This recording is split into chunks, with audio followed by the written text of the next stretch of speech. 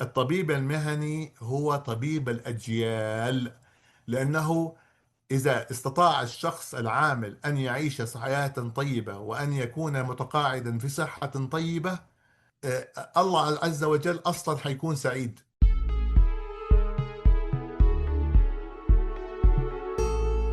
أهلا وسهلا بيكم في بودكاست دكتور الشغل، البودكاست اللي بيهتم بصحة أي حد بيشتغل. أنا مصطفى الشاهد، مدرس طب المهن بجامعة عين شمس، وهشارك معاكم في كل حلقة نصائح عن صحتكم في مكان شغلكم. هنتكلم عن المخاطر والأمراض المهنية وإزاي نمنعها أو نعالجها. لو أنت بتشتغل فالبودكاست ده ليك. اهلا وسهلا بحضراتكم في حلقة جديدة من بودكاست دكتور الشغل. النهاردة حلقة بالنسبة لي مميزة جدا وينفع تبقى بداية لسيزون جديد من البودكاست. النهاردة معايا ومع حضراتكم بخبرة أكتر من 30 سنة في الطب المهني وطب المهن والبيئة، معايا بروفيسور دكتور جليس رضاوي، وهو واحد من الاستشاريين في طب المهن والبيئة مع أكتر من 30 سنة خبرة. حائز على جوائز كتيرة جدا من أمريكا ومن كندا، وحاليا مقيم في كندا وبيشتغل هناك. من الشخصيات اللي مؤثرة جدا على لينكد إن، ودايما آراءه تو ذا بوينت وآراءه مهمة جدا فيما يخص الطب المهني. أهلا بحضرتك يا دكتور جليس. مرحبتين، كيف الحال دكتور؟ أنا الحمد لله. وأعتقد إن هتبقى دي إضافة جيدة جدا لينا في بودكاست دكتور الشغل، إن إحنا كمان أول مرة يكون معايا حد مش مصري. شيء جميل إن إحنا يكون معانا دكاترة على مستوى عالمي جدا من الوطن العربي. وحضرتك قلت لي حضرتك من السعودية رأسا، وحاليا نعم. مقيم في كندا، نعم. فده شيء جميل جدا إن إحنا نكون بنتعرف على بعض. الله يحفظك دكتور. أنا أول شيء حبيت إني أشكر البودكاست دكتور الشغل، وأشكرك شخصيا على هذه المساحة المهمة النقاش الجاد حول صحة العامل وصحة العمال في البلاد الإسلامية والعربية بشكل خاص. حياك الله. سهلا برضو بحضرتك. حابب إني أشكر كل من يستمع إلينا الآن مباشرة، أو كل من يتابع الحلقة لاحقا إن شاء الله. خلينا ندخل على طول في الموضوع. احنا بنسمع كتير قوي عن برامج الرفاهية في أماكن العمل، ومع نعم. ذلك في احتراق وظيفي، في إرهاق، في ستريس، في بيرن اوت، في كل حاجة عمالة بايظة، بالرغم من إن الشركات بتعمل برامج رفاهية كتير. من وجهة نظر حضرتك إيه الخلل الأساسي في الموضوع ده؟ طيب خلينا بداية استسمحك اني حسوي تعريف لشيئين جدا جدا مهمين. خلينا نعرف اللي هو ايش الرفاه.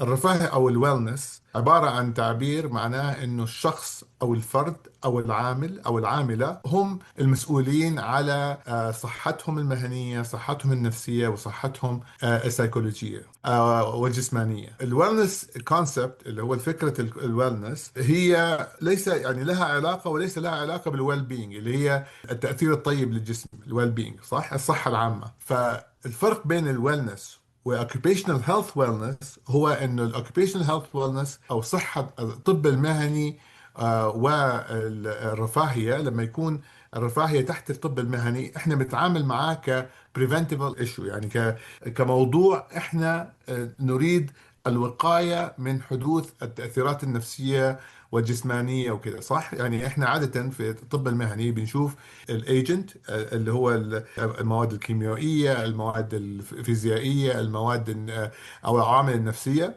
وبعدين بنشوف ايش الاثر تبعها، صح؟ فالاشكاليه لما انت بتشوف موضوع الويلنس هذا لوحده او موضوع الرفاهيه لوحده وتحطه تحت الهيومن ريسورسز اللي هي الموارد البشريه، هم ما عندهم فكره اصلا ايش التاثير النفسي وايش العامل النفسي وايش النتاج هذا، عن نتاج عن ايش؟ هل هو منظومه العمل نفسه، تكوين العمل نفسه، ساعات العمل نفسها، السفر في العمل نفسه، ارهاق العمل نفسه. فانت لما تجيب الناس وتعطيهم بالونات وتعطيهم تعالوا نعمل يوغا مع بعض، تعالوا نقعد مع بعض ونسوي رياضة مع بعض وكذا، انت قاعد الدايركشن تبعك او الهدف تبعك هو جدا محدود، لانه انت ما انت يعني انت قاعد تشوف شجرة من بين غابة، والغابة هذه كلها مظبوط. مؤثرات أخرى. فانت لما ما بتتعامل معاها بتضيع الفرصه. فعشان كده التاثير الويلنس عاده له تاثيرين. تاثير اللي هو انه العامل بحس انه انت رجعت وحطيت الموضوع علي انا، حطيت الوزن حق المشكله علي انا، اديتني هي. الشيء الثاني انه انت بموضوع الويلنس هذا انت قاعد تعمل اعلام لنفسك كشركه، صح؟ بتحط صور، بتحط بوسترات، بتحط هذا، وتقول والله انا عملت كم ورشه عمل. طيب يا اخي كم ورشه عمل اللي عملتهم هذه جراء ايش؟ يعني ايش الشيء اللي عملته تعاملت معه. وعادة يا أخي الدكتور، أنا ما أعرف إذا كيف الأوضاع الآن في العالم العربي وكذا. عادة العمال والموظفين حتى لو في البنوك أو حتى في الطيران أو حتى في شركات الأعمال الكبيرة، عادة الموظف ما يحب يتكلم على رئيسه، صح ولا لا؟ خاصة في ورشة صح أو كذا. صح فأنت صح صح. بتضيع الفرصة هذه، فرصة الكلام عن إيش الحقيقة. يعني أنا أعطيك مثال آخر جدا مهم جدا. يعني ياما في سيدات أو آنسات بيعانوا من التحرش الجنسي في العمل. مهما مم. يكون أنت بتتعامل في ورش العمل وفيها واحدة أو اثنين أو ثلاث موظفات بيواجهوا التحرش الجنسي والضغوط النفسية الناتجة عن هذا، إيش فائدة الوالنس؟ بينما لو هذا الشخص نفسها تكون في منظومة الطب المهني، وتيجي لواحد مثلا، انا لما يجيني ناس زي هدول اتكلم بسريه واضحه مع الهيومن ريسورسز اللي هي الموارد البشريه، نعم، وبقول لهم والله انا عندي موضوع كده كده كده فلاني، هل ممكن تبتدوا التحقيق فيه؟ ففي ناحيتين: حمايه العامل نفسه لانه هو ما حيفقد شغله، وابلاغ القانوني للموارد البشريه انه انتم الان مسؤولين عن الشيء هذا. فسؤالك جدا مهم، سؤالك جدا جدا رائع اصلا. فالبرامج الرفاهيه في اماكن العمل تفقد مصداقيتها إذا لم يكن هناك الانبوت، الأشياء اللي بتدخل في البرامج الرفاهية اللي هي مسببة للظروف النفسية والظروف العمل اللي هي مسيئة لصحة العامل. انا هاخد من كلام حضرتك ده وهاخد نعم. مفهوم احنا يمكن بنتعرض له كتير جدا فيما يخص طب المهن. احنا لما نعم. بنتكلم على طب المهن بنعتبر العمل نفسه تعرض معظم الاوقات. يعني بنعتبر نعم. ان بمجرد ان انا رايح الشغل ده او ان انا رايح العمل ده، ده في حد ذاته نعم. هيكون بالنسبة لي تعرض. وده نعم. يمكن ياخدنا للمفهوم الجوهري اللي حضرتك كنت بتتكلم عليه دلوقتي، اللي هو صحة العامل الشاملة او الصحة الشاملة للعمال، اللي نعم. هي ناس كتير قوي في المؤسسات اصلا ما بتجيش ناحيتها، بيتكلموا على الرفاه اكتر وما بيتكلموش على الصحة كتير. نعم. اعتقد ان ده هو الكور او الاساس في اللي احنا بنتكلم نعم. فيه دلوقتي. رأي حضرتك نعم. ايه؟ كلامك مليون في المية صح. يعني أنا أعطيك مثال. إحنا لما نتكلم على موضوع اللحام، طيب مم. الويلدر، مم. هل اللحام اللي بيشتغل في شركة الغاز هو نفس اللحام اللي بيشتغل تحت البحر؟ طبعا لا. هل مم. اللحام اللي بيشتغل في الصحراء في جو مفتوح نفس اللحام اللي بيشتغل في ورشة؟ لا. لا. فزي ما تفضلت، تعرض العامل للمواد الكيميائية والفيزيائية وكده مختلفة من عمل إلى عمل. وطبعا كل مهنة في الدنيا هي فيها عوامل سلبية وفيها عوامل إيجابية. فالعمل نفسه أصلا work as itself هو عبارة عن نتاج الشخص نفسه، بيئة العمل نفسها، مكان العمل نفسه، ظروف العمل نفسها، والخارج اللي بيخرج من ناحية العامل اللي هو الاوتبوت. طيب، مم. هي صحته، هي ماله، هي اللونجيفيتي اللي هي طول يقدر يعيش، نعم، هيعيش قد بالضبط ايه. بالضبط بالضبط. فمثلا اعطيك مثال يا اخي الكريم، وطبعا المثال هذا بشكل عام ترى يعني مش محدد لدولة معينة. طيب، اغلب الاعمال اللي بيسموها الديرتي ورك اللي هي الاعمال اكثر خطوره، نعم، حتى في كندا هنا عندنا بيستخدموا شركات غير الشركات الاساسيه للبترول والمعادن والطيران وكذا. يعني مثلا لو انا ابغى اسوي تنظيف واوفر هول للريفاينري، للمصفاه اللي عندي هنا في ادمنتون، الشركه اللي بتسوي التنظيف والاعمال الدقيقه والمينتنس وهذا ما بتكون من شركات البترول الكبيره، بتكون شركه متعاقد معها. الشركه هذه عاده بتجيب عمال من برا، من الصين او من المكسيك او كده. فتصور انت، يعني انت الان عندك يعني المالتيتيود اوف فاكتورز اللي هي العوامل المؤثره عليك. اولا انك عامل اجنبي، الشيء الثاني اللغه، الشيء الثالث انك في ظروف غير ظروفك. يعني عند البرد اللي عندنا ماينس 40، صح؟ اذا راح مم. مصر هيكون عندكم شويه حر، صح ولا لا؟ فحتى يعني فالعمل نفسه زي ما تفضلت هو اصلا عرضه لانه يعتبر كفاك. موظفين البنوك ممكن يجيهم انسان شايل مسدس، فعندهم فايلنس ان ذا ورك بليس، صح؟ اطباء مرات بيهاجموا من المرضى، اقرباء المرضى او كده، صح ولا لا الكلام؟ يعني مظبوط. أنا أذكر إنه في طبيبة نفسية زميلة عزيزة جدا علي انضربت من أشخاص مريضين مم. في القسم ضرب مبرح، وصار عندها 15 كسر، وشفتها مم. كمريضة 15 مم. كسر، منهم كسر في عظمة الساق، الفخذ. فزي ما تفضلت، ليس هناك فرق بين طبيب وامير او موظف يعني عادي، فهمت علي؟ او كده، انه مم. كل واحد بيتعرض الى ظروف العمل، مناخ مم. العمل، مكان العمل. للاسف يا اخي الكريم، ليش احنا بنتجاهل؟ لانه الشركات تبغى توفر الفلوس، يعني بيسموها بالانجليزي نيكل اند دايم. يعني بدل ما مم. يبغى يصرف ريال او دولار او جنيه مصري، يبغى يصرف قرش او مليم. لانه هو بفكر ايش؟ انه انا لما اتغاضى عن طبيب مهني او ممرضه مهنيه او اندستريال هايجين او كده، انا بيمشي اموري. بينما الكلام هذا غلط.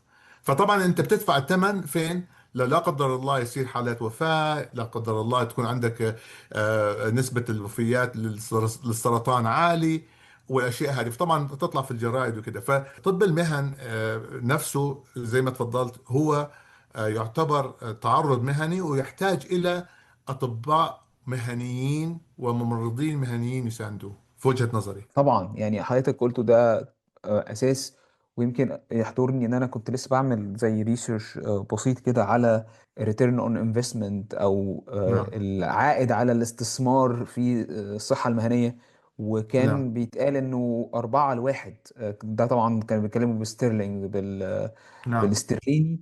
4 استرليني لكل واحد استرليني بيدفع في الصحة المهنية بيرجع ريتيرن اون انفستمنت. فده ان نعم. دل على شيء يدل ان الاستثمار في الطب المهني وفي صحة العمال ده حاجة مهمة جدا. بس خليني اقول نعم. لحضرتك ان انا دايما انا من متابعين حضرتك اللي بحب جدا البوستات بتاعتك سواء بالانجلش او بالعربي.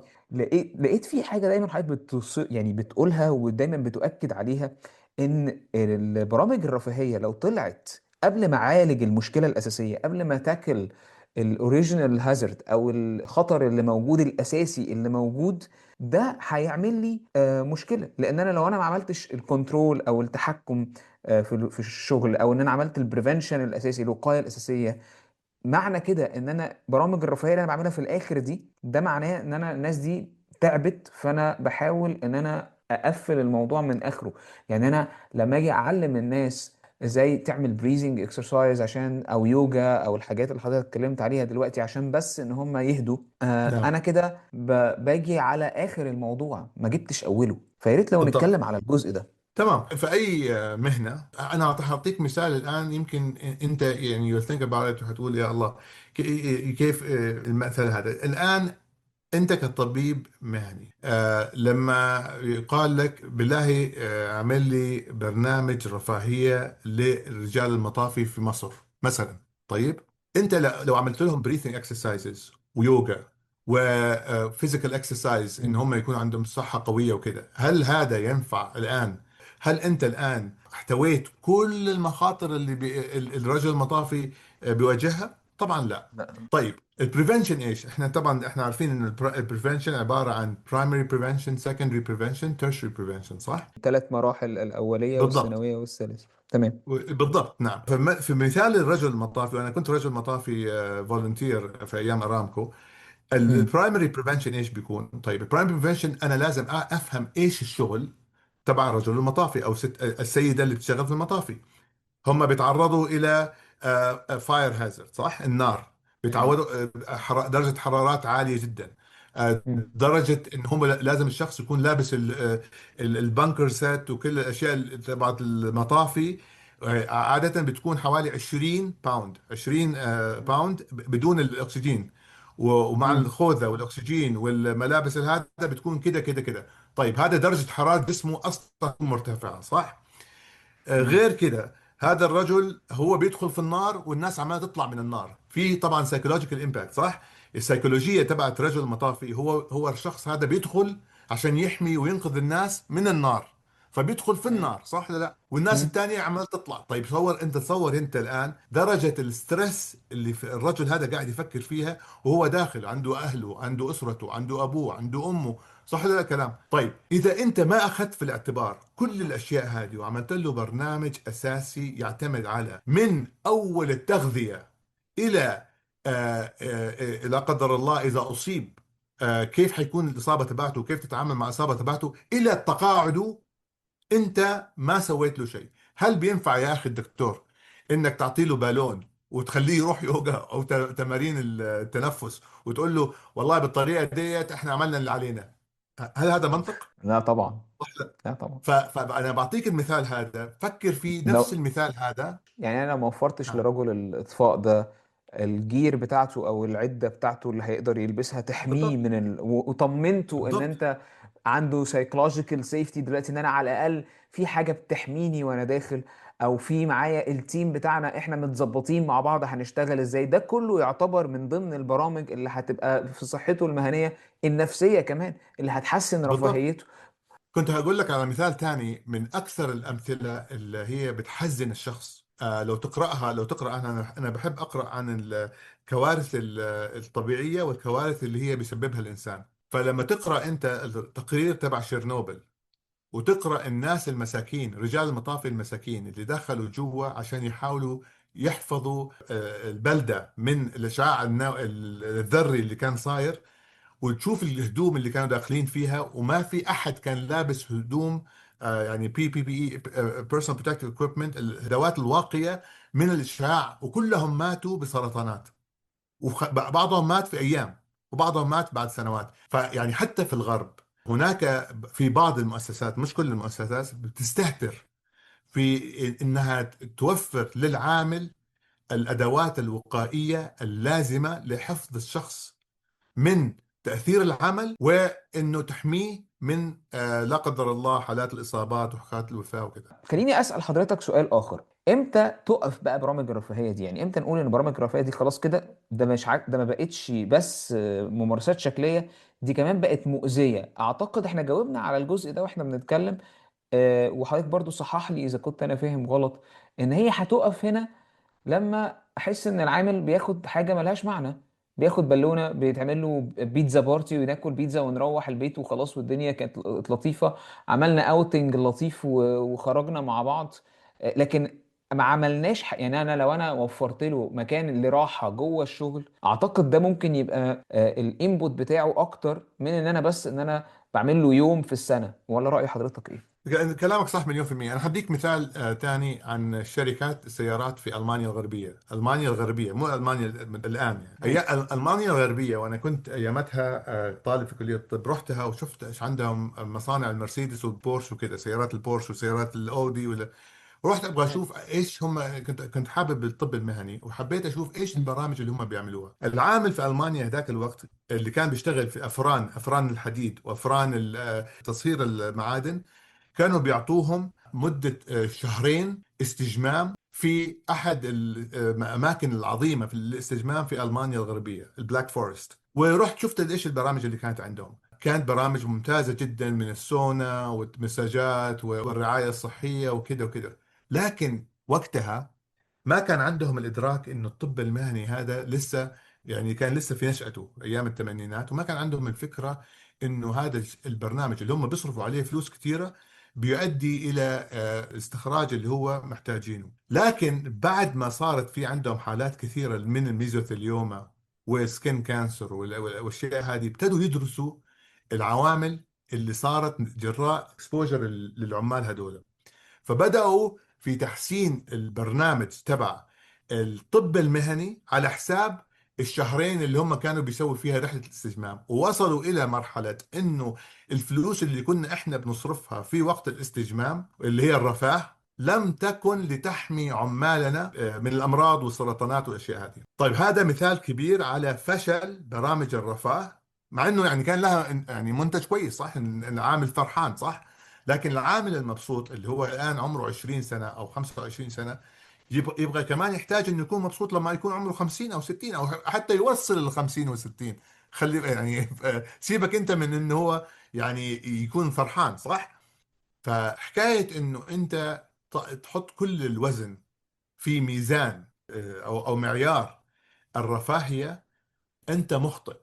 لأنه أنت الآن قاعد تعطي قيمة لشيء قليل القيمة. وإذا أنك جبت طبيب مهني ويتكلم لك فيه ورش عمل وكذا وكذا، ويقول لك أنه برامج الرفاه هذه أحسن من أنه يكون عندك عيادة صناعية مهنية تخدم العمال والعامل، هذا الشخص الدكتور اللي بيتكلم الكلام هذا في وجهة نظري أنا الخاصة يعني غير محق في كلامه.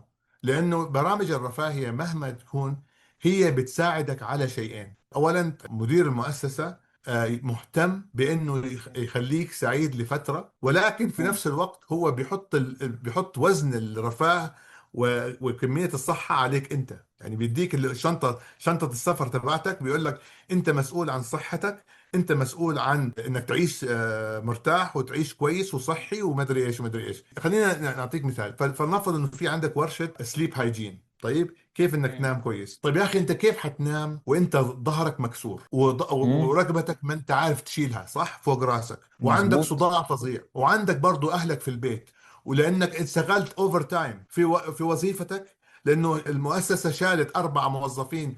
خلينا نروح مثال البنك. طيب فلنفرض انه البنك شال 4 اللي مم. هم الناس اللي شغالين في امام الجمهور، يعني اللي هو الصراف صح، مم. وانت مم. الصراف الوحيد، وبتاخذ اوفر تايم. يعني هو انت قاعد تاخذ اوفر تايم وهم شايلين 4 موظفين. يعني انت قاعد تشتغل 4 وظائف زائد وظيفتك، يعني 5 وظائف، مم. وبتشتغل 4 و5 ساعات زياده. طيب انت مم. مش مزوج، ما عندك بيت، ما عندك اولاد، ما عندك إيه؟ طبعا حيكون عندك خلافات في البيت وكده. طب ايش فائده ورشه سليب هايجين الان؟ صح ولا لا كلام؟ ايش فائدة مظبوط. انت بس بتعلمني اني اعطي نفسي نص ساعة قبل ما انام؟ يا عبد الحلال، انا ما عندي وقت اني افكر كيف انام. انت قاعد تقول لي فكر وما تشربش قهوة بعد الساعة 2 العصر صح. وما تشربش قهوة. صح ولا لا كلام؟ طب معلش، عشان انا المثال ده تحديدا انا عملت حلقة عليه مع زميل عزيز من اصدقائي المقربين كمان، من دكاترة الطب النفسي اللي بيتكلموا في السليب هايجين. خلينا بس عشان نوضح الدنيا، وانا اعتقد ان ده اللي حضرتك تقصده، وخليني لما اقولها بالطريقة دي ممكن حضرتك تصحح لي اذا كنت انا فاهم غلط. طيب. احنا في ليفلز المفروض بنشتغل عليها. انا بشتغل الاول على اني احمي الموظفين بتوعي، واحمي صحتهم، واحمي ان هم صحيا بدنيا مفيش اي حاجه بتاثر عليهم. وكمان بحميهم نفسيا، ان انا بوفر لهم السايكولوجيكال سيفتي جوه المكان، ان هو يقدر يقول ان في مشكله، ويقدر يقول ان انا تعبان وان انا مش قادر. وباجي فوق ده بعمل الاكسترا مايل، اللي انا اعمل السليب هايجين او الحاجات اللي هي على فكره مش وحشه خالص. لا لا بس اكيد.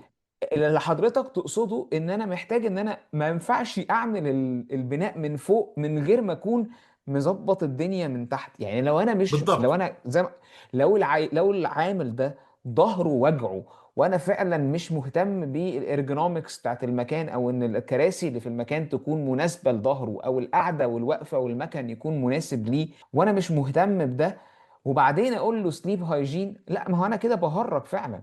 لكن لو انا بدات بالارجونومكس وبدات بالاماكن وحميت الشخص ده، هيجي وجيت بعد كده عملت لهم سيشن على السليب هايجين، او على النوم يعني الصحي، او على التعامل مع الضغط، او انا كده بعمل الاكسترا مايل. هل اللي انا بقوله ده اللي حضرتك حابب تقوله؟ عشان انا خايف بس اللي بيسمعنا ياخد الايديا بتاع الشركه اللي بتعمل كده هي مش مهتمه بالموظفين بتوعها. لا خالص، هي ممكن تكون مهتمه بالموظفين بتوعها وبتعمل لهم الاكسترا مايل. هي شوف، الكلام هو ويلنس، هو جزء لا يتجزأ من الطب المهني والصحة المهنية. بالظبط بالظبط. فلما انت يكون انت عندك ورش عمل، حيكون لها وظيفة رائعة. لما انت عندك موظف ما بيسوي اوفر تايم كل شوية، عنده كنترول على الشغل تبعه، يعني عنده اوتونومي، عنده سنس اوف كنترول، عنده القابلية على انه يقول لك انه والله ما استطيع ان اشتغل مكان 4 صرافين وانا صراف واحد. فانت الان ايش سويت؟ انت تكلمت مع الهيومن ريسورسز، وانت ظبطت الامور هذه المانجمنت اللي هي بسموها مانجمنت باي ديزاين. وانت الان بعد كده كل الاشياء هذه اللي هي سليب هايجين، الاكسرسايز، بريثنج اكسرسايزز، ورك بليس يوجا، مكان اللي هو بسموه العباده، لانه الناس ممكن تروح تصلي فيه او تتعبد فيه وكده. كل الاشياء هذه اشياء جميله، لانه هي بتضيف الى صحه العامل، بالظبط. الى صحه العامل، وليست هي الجزء الوحيد المطلوب لصحه العامل. تمام، احنا كده متفقين مع بعض. وخليني اسال حضرتك سؤال، يمكن اعتقد ان حضرتك قلته كذا مره. احنا محتاجين اطباء المهن يكونوا على رأس ما مش بس على الصحة بتاعة الأشخاص أو العلاج بتاع الأمراض بتاع الأشخاص اللي شغالين في الشغل، لأ، إحنا محتاجينهم يكونوا هم على رأس المنظومة اللي بتدير الويل بينج أو الويلنس، أو خلينا نقول الويل بينج أفضل، أو إن هم يكونوا بصحة، يتمتعوا بصحة شاملة جوه الشغل. اللي انا نعم. فاهمه ده مظبوط، لازم يكونوا هم على الرأس، ما ينفعش يبقى في حد تاني ممكن يكون في ناس تانية بتشتغل معاهم، الاتش ار والسلامة والصحة المهنية بالضبط. وكل الناس دول، لكن اللي هيجي على التوب، اللي هيعمل البروجرام، اللي هيعمل البرنامج، اللي هيقدر يسيطر على القصة دي، حد يكون متخصص في طب المهن، لانه هيقدر يشوف المنظور الشامل اللي حضرتك بتتكلم عليه. ويا ريت لو حضرتك تقولي بالضبط. رأيك في الجزء ده. طيب أنا هديك مثال قبل ما هديك رأيي. طيب في سنة 2003 أنا كنت رئيس الطب الوقائي لشركة أرامكو السعودية. وكان عندنا رجال مطافي، وانا كنت بروح دائما على اساس انا كنت رئيس هذا، كنت بروح بحاول اشوف ايش الاعمال المختلفه في ارامكو السعوديه عشان اكون افهمها كويس. فما رحت على قسم المطافئ واللوس بريفنشن تبعهم، وجدت انه عندهم برامج طيبه لكن ممكن تكون احسن. تكلمت. شوف الان، شوف هذه الان النقطه اللي هي مهمه جدا لك. كان عندي امكانيه اني اتكلم مع الاكزيكتيف دايركتور تبع المطافي والسلامه في شركه ارامكو السعوديه، وقلت له انا مستعد اعمل لك منظومه صحه العامل الشامله لرجال المطافي، بحيث انه مش فقط ان هم يكونوا احسن رجال مطافي في الشرق الاوسط، بل يكونوا من احسن رجال المطافي عالميا. طيب. قال لي طيب، هذه خذ عندك الميزانيه الفلانيه، وروح اشتغل لي في المشروع البرنامج تبعك هذا، وارجع وسوي لي هي. طيب. ايش انا سويت؟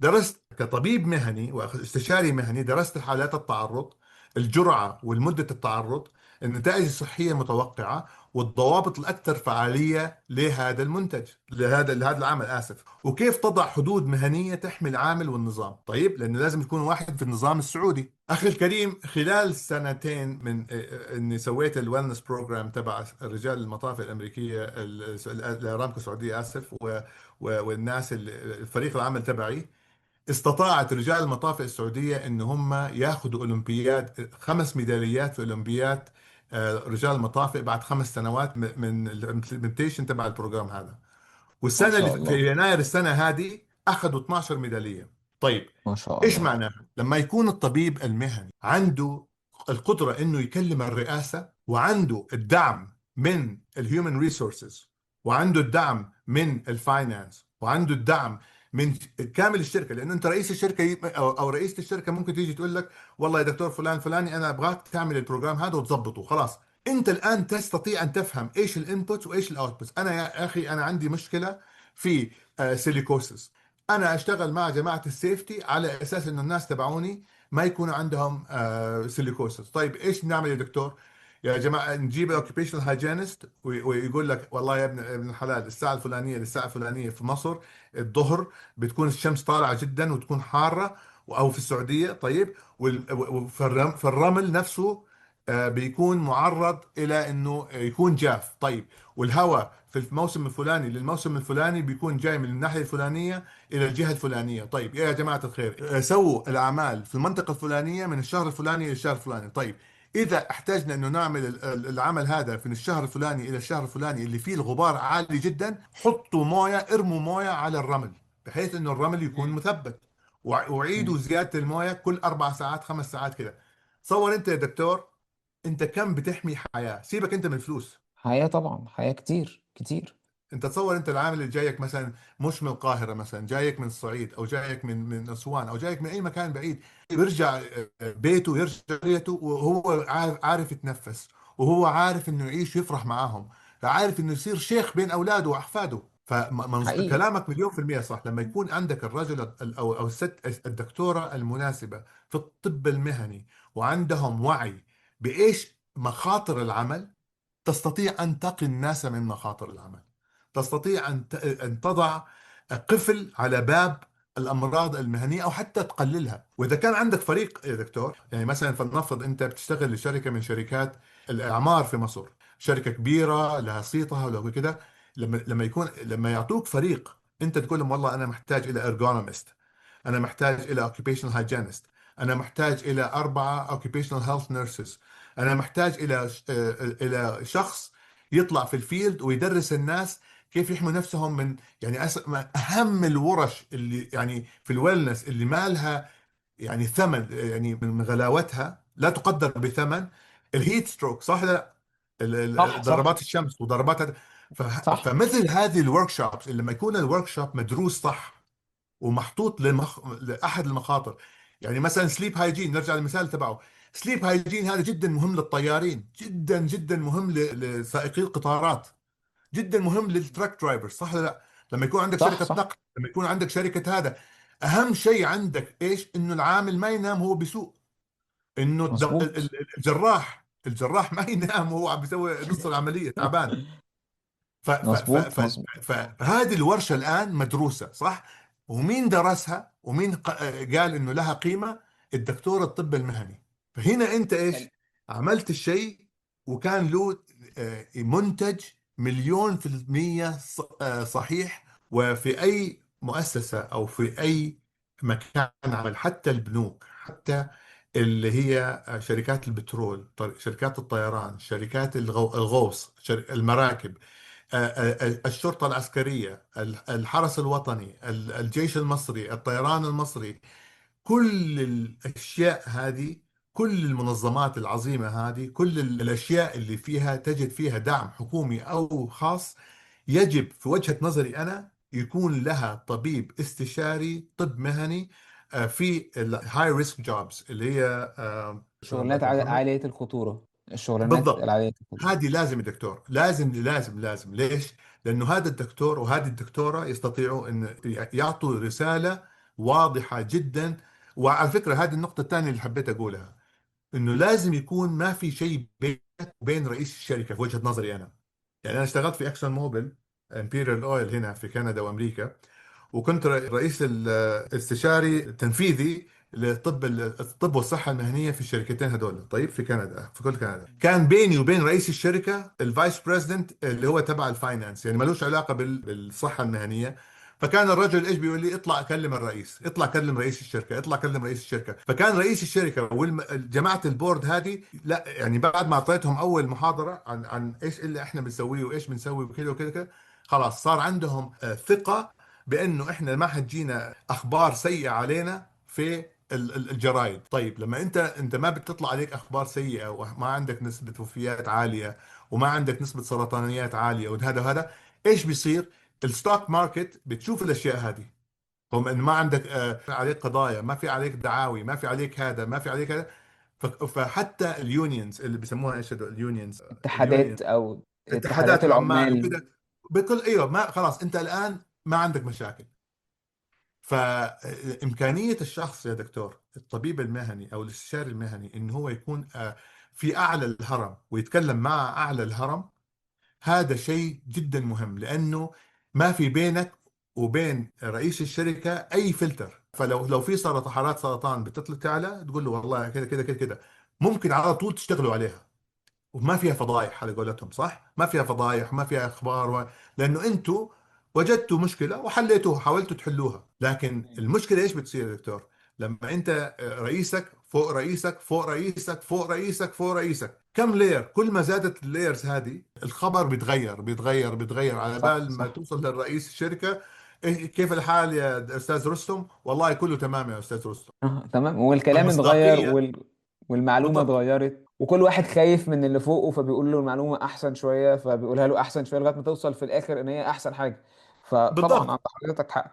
وعشان كده إحنا مهم إن إحنا كنا نتكلم على دور الأطباء، لأن وزي ما حضرتك قلت في يمكن في بداية الكونفرسيشن أو المناقشة اللي بيننا، حضرتك قلت إن في شركات كتير، خلينا نقول ان هي بتستخسر بشكل او باخر، وبتقول اللي هيقوم بالدور ده اللي عندي الموارد البشريه اللي هم لهم منا كامل الاحترام، واللي هم دورهم كبير جدا جدا جدا فيما يخص الصحه المهنيه وخاصه الصحه النفسيه للعمال، لان هو في كي او في مفتاح كبير جدا موجود عند الموارد البشريه. يعني الاتش ار عندهم مفتاح كبير جدا فيما يخص موضوع الصحة النفسية على الأقل، يعني ده الحاجة اللي أنا مهتم بيها بشكل شخصي.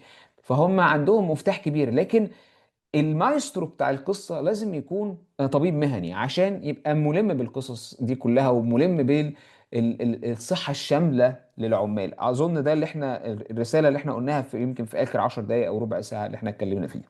آخر حاجة هاخد من حضرتك مسج ورسالة لكل المؤسسات، كل الناس العاملين الأصحاء. هل احنا في حاجة معينة حضرتك حابب تبلغها للشركات وتبلغها للعمال وتبلغها لدكاترة الشغل أو طبيب المهن اللي موجود في الشركة؟ في حاجة حابب تبلغها لهم، رسالة مقتضبة جدا؟ أولا يعني إخواننا في مصر، تحية طيبة والسلام عليكم جميعا. دور الطبيب المهني هو دور مش لجيل واحد، هو دور لأجيال، الله. وهو البذرة الطيبة اللي هي حتخدم الشعب المصري لأجيال قادمة، ولن تكون لجيل واحد فقط. الفرق بين الطبيب المهني وأي طبيب آخر إنه الطبيب المهني كالمدرس، حينشئ أجيال وأجيال من ناس لهم صحة طيبة، نفسية طيبة، ويستطيعوا أن يسترزقوا وأن يكونوا يعني في دور التقاعد ويتهنوا بالتقاعد تبعهم. دور جدا جدا مهم. فعلى أصحاب المؤسسات وعلى أصحاب أماكن العمل في مصر أن يتفهموا دور الطبيب المهني مش في في مصر كل بس يا البلاد، في دكتور كل جليس، في البلاد، كل حتة. في كل البلاد. ترى على فكره هذا المسج اللي انا بقوله لمصر لمعزه حبي لمصر. بالعكس، يعني هو هذا نفس الكلام اللي هقوله انا للمملكه العربيه السعوديه بلدي، واقوله للاردن، واقوله لكل البلاد العربيه والاسلاميه والعالم اصلا، حتى هنا في كندا انا م- بقوله. م- يا م. جماعه الخير، انتوا الطبيب المهني هو طبيب الاجيال، لانه إذا استطاع الشخص العامل أن يعيش حياة طيبة وأن يكون متقاعدا في صحة طيبة، الله عز وجل أصلا حيكون سعيد. طيب، ففيها الله. خدمة للإنسانية، صح ولا لا؟ صح، لما صح. لما الإنسان يحس إنه هو بيعمل يوم، بياخد قوت يومه وهو مرتاح وهو مش تعبان وهو مش شايل هم الدنيا على راسه، والطبيب المهني لعب دور في هذا الشيء. وعلى فكرة أنا مع احترامي للهيومن ريسورسز، الموارد البشرية، الفرق اللي بيننا وبين الموارد البشرية فرق كبير جدا، وألا وهو إنه إحنا بنفهم المخاطر الناتجة عن العمل م- فيزيائية، م. كيميائية، مظبوط. أرجونوميكية، وميكانيكية. فالهيومن ريسورسز عندهم فكرة عن الأورجنايزيشن، عن التنظيم، عن منظمة العمل. لكن تأثير العمل نفسه مش مجرد شكاوي، تأثير العمل نفسه أكثر من كده. في عندك الأطباء أو الممرضين اللي بيهانوا من مرضى أو أسراهم أو كده، صح ولا لا؟ فالهيومن ريسورسز وقتها إيش بتحمي العامل في منظومة القضاء ومنظومة حماية العامل في المنظمة. لكن الإنسان اللي بيشوف الدواعي او تداعي الضربه او الاهانه او للشخص نفسه، للطبيب او الممرض، هو الطبيب المهني. مظبوط، ف مظبوط. فهذا كلامي لاخواني في البلاد العربيه والاسلاميه وحتى في كندا، وهذا واظن ان انت بتابعني في اللينكدين، انا دائما يعني بدف الشيء هذا، انه الطبيب المهني هو طبيب الاجيال وليس طبيب جيل واحد، وليس طبيب عمليه واحده، ولا طبيب زياره واحده. هذا واقع. اللي حضرتك قلته ده احلى ختام، انا مش قادر اختم الحلقة. الطبيب المهني هو طبيب الاجيال. انا بشكر حضرتك نعم. شكر جزيلا جدا على اولا قبول الدعوة ان حضرتك تكون معايا، وانا عارف قد ايه هي متعبة وخدت من وقت حضرتك كتير. وبشكر كل المستمعين لينا، وان شاء الله تكون حلقة جميلة وتستمتعوا بيها.